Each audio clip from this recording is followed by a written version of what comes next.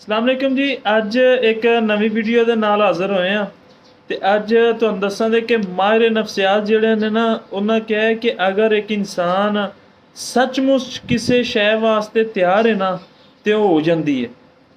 तो अज दे टॉपिक दे नाल तुहानूं दस्सने आ कि तैयार होना सिर्फ ख्वाहिश नहीं है। बड़े लोग कहते हैं जी असी कामयाब होना चाहते हैं तो असी जैनवन कामयाब होना चाहते, लेकिन मेरा सवाल है कि क्या तुसी वाकई ही तैयार हो? जे अगर वाकई ही तैयार हो तो उनका मतलब यह है कि 3-4 चीज़ों के ज़रा जवाब दो। क्या तुसी ज़हनी तौर पर तैयार जे? क्या तुसी कुर्बानी देने वास्ते तैयार जे? क्या तुसी नाकामी बर्दाश्त करने वास्ते तैयार जे? क्या तुसी अपना आराम छड्डण वास्ते तैयार जे?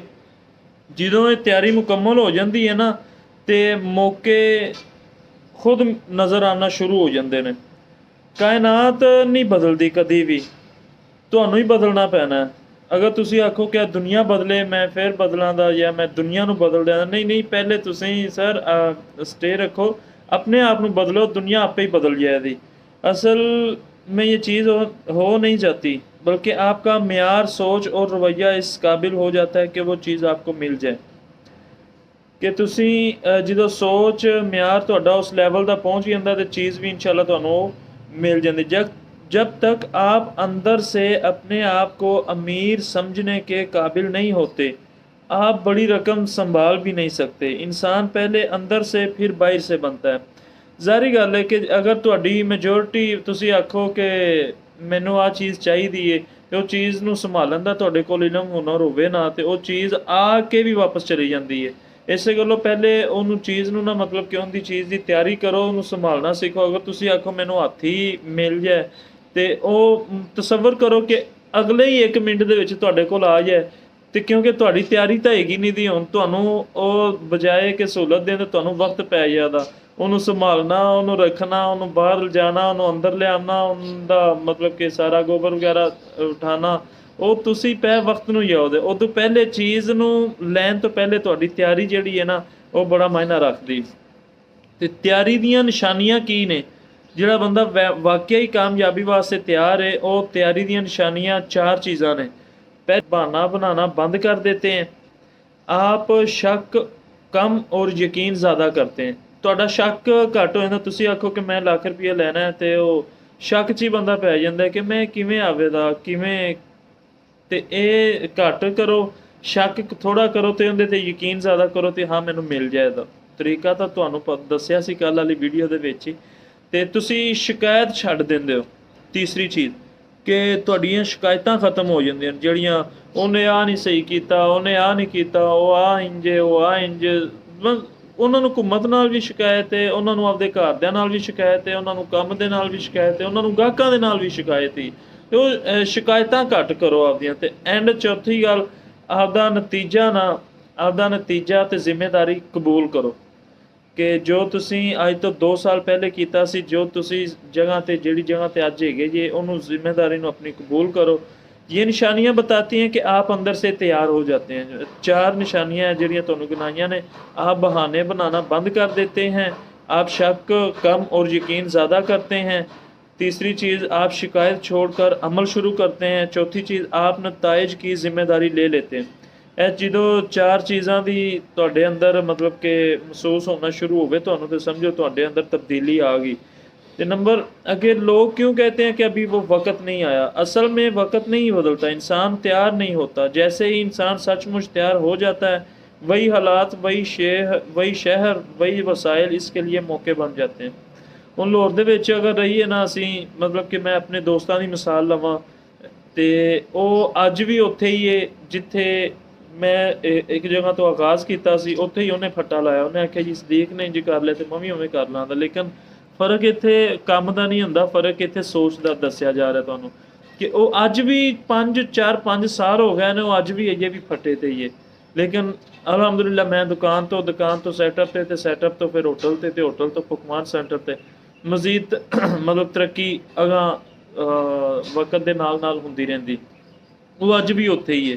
दोस्तों, ख्वाहिश करने वाले बहुत हैं लेकिन तैयार होने वाले कम हैं। और याद रखें, जब आप वाकई तैयार हो जाते हैं तो कामयाबी को आना ही पड़ता है। ਕਿ ਜਦੋਂ ਤੁਸੀਂ ਵਾਕਿਆ ਹੀ ਤਿਆਰ ਹੋ ਜਾਂਦੇ ਜੇ ਨਾ ਕਿਸੇ ਸ਼ੈ ਵਾਸਤੇ ਤੇ ਕਾਮਯਾਬੀ ਉਹ ਆਉਣਾ ਹੀ ਪੈਂਦਾ ਤੁਹਾਡੇ ਕੋਲ। ਅੱਛਾ, ਹੁਣ ਇੱਥੇ ਇੱਕ ਸਵਾਲ ਹੈ ਮਤਲਬ 4-5 बेसिक सवाल ने जिन्हों के जवाब मैं तुम्हें वाजा करता जाता। पहला सवाल यह है कि क्या सिर्फ चाहने से चीज़ें मिल जाती हैं? नहीं, चाहने और तैयार होना दो मुख्तलिफ चीज़ें हैं। चाहने वाला कहता है कि अगर मिल जाए तो अच्छा है, लेकिन तैयार इंसान कहता है कि मैं इसकी कीमत अदा करूँगा। चाहन दे नाल तो वेखो मेरी भी मैं भी चाहना था कि मैनू आ मिले, मैनू आ मिले, मैनू आ मिले, लेकिन ज़हनी कैफियत जो बदली फिर पता लगा नहीं सिर्फ चाहन दे नाल नहीं बनता, लेकिन यह कि तुसी उनके वास्ते तैयारी करनी पैंदी है, मेहनत करनी पैंदी है, तो फिर जाके वो चीज़ बंदे नू हासिल होती है। दूसरा सवाल यह है कि तैयार होने का असल मतलब क्या है? तैयार होने का मतलब है बहाने ख़त्म करना, शक कम, अमल ज़्यादा, कुर्बानी कबूल। जब इंसान पीछे हटने का दरवाज़ा बंद कर देता है तो कामयाबी का दरवाज़ा खुल जाता है। मैं जो लाहौर आया सा मैं यही सोच के आया सा कि मेरा पिछे हुण कुछ भी नहीं था। ਹੁਣ ਪਿੱਛੇ ਗਿਆ ਵੀ ਤੇ ਉੱਥੇ ਕੀ ਹੈ ਇੱਕ ਸਲੂਨ ਤੇ ਕੰਮ ਮਾਮ ਤੇ ਕੰਮ ਕਰਾਂ ਦਾ ਆਪਦਾ ਤੇ ਫਿਰ ਉਹੋ ਹੀ ਜ਼ਿੰਦਗੀ ਉਹੋ ਹੀ ਸਾਰਾ ਕੁਝ ਤੇ ਉਸ ਚੀਜ਼ ਤੋਂ ਮੈਂ ਬਦਲਣਾ ਚਾਹੁੰਦਾ ਸਾਂ। ਵੇਖੋ ਜਿੰਨੀ ਦੇਰ ਤੱਕ ਤੁਸੀਂ ਪਿਛਲਾ ਦਰਵਾਜ਼ਾ ਨਹੀਂ ਨਾ ਬੰਦ ਕਰਦੇ ਤੇ ਤੁਹਾਨੂੰ ਅੱਗੇ ਜਾਣ ਦਾ ਮੌਕਾ ਵੀ ਨਹੀਂ ਮਿਲਦਾ। ਹੁਣ ਇਹਦੀ ਮਿਸਾਲ ਇੱਕ ਬਾਦਸ਼ਾਹ ਤੇ ਸਮਝਨੇ ਆ ਉਹਦੀ ਕਹਾਣੀ ਦੇ ਨਾਲ।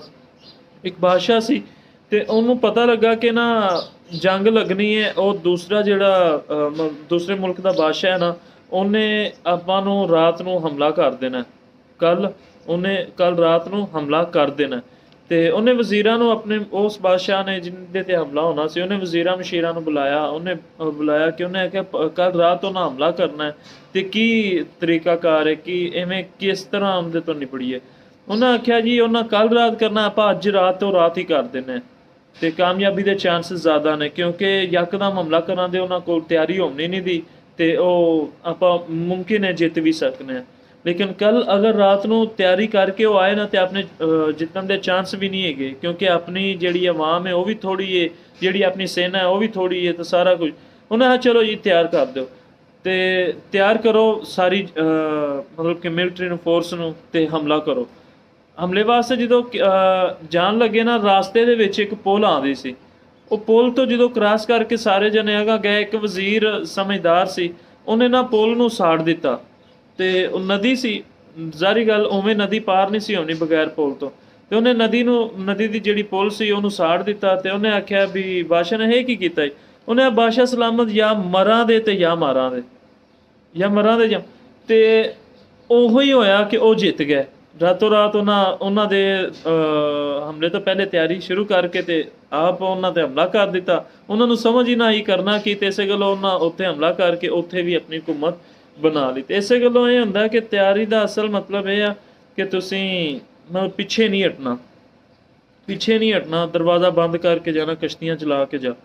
अगर मैं तैयार हूँ, तीसरा सवाल, अगर मैं तैयार हूँ तो फिर भी कामयाबी ना मिली तो? ਵੇਖੋ ਇਹਦੇ ਵਿੱਚ ਦੋ ਗੱਲਾਂ ਨੇ, ਜਾਂ ਤਾਂ ਤੁਹਾਡੀ ਤਿਆਰੀ ਨਹੀਂ ਸਹੀ ਹੋਈ ਤੇ ਜਾਂ ਤੁਹਾਡੇ ਕੋਲ ਸਬਰ ਘੱਟ ਹੈ। ਇਹਦੀ